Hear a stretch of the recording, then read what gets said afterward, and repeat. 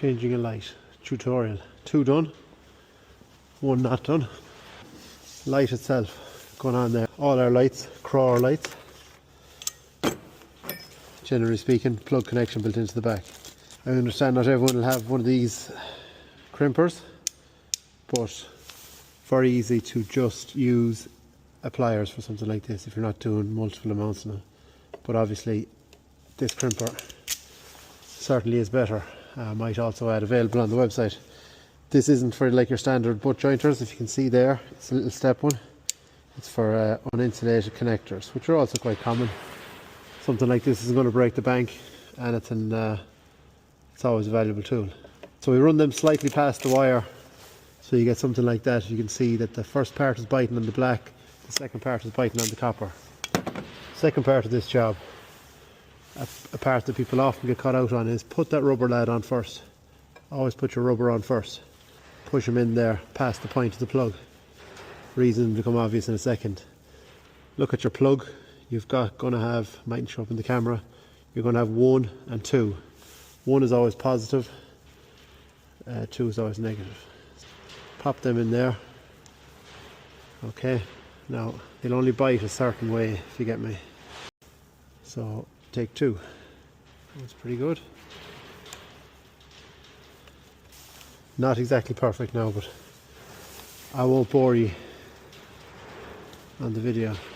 That rubber seal and this green retainer. So let's just come back to this now for a second. You sort of need to have them both facing the same way.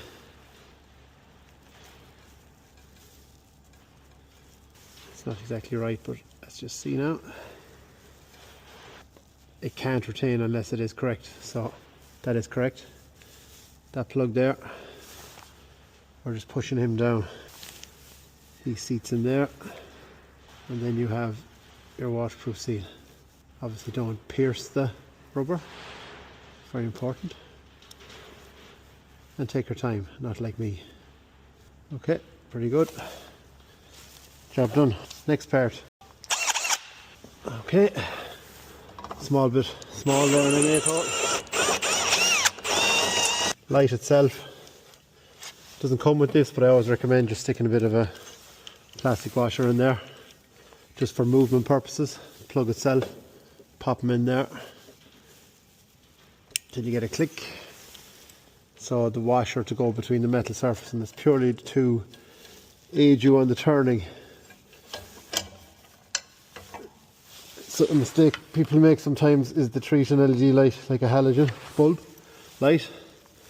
They're not as inclined to move, so you generally need to use your spanners to move them, but that little bit of rubber saves all that effort, makes it a little bit easier. Flat washer, spring washer, hex nut.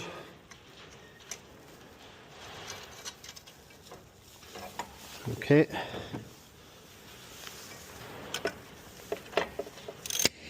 Don't break the window, always a good shout.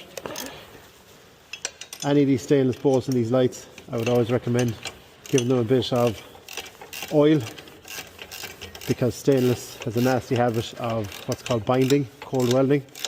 It means you're turning like I am now, and next thing it stops. So always worth giving them a bit of lubrication, and then give it a squeeze. Okay, don't want to go mad. Just to note, it's a CR light, 60 watt.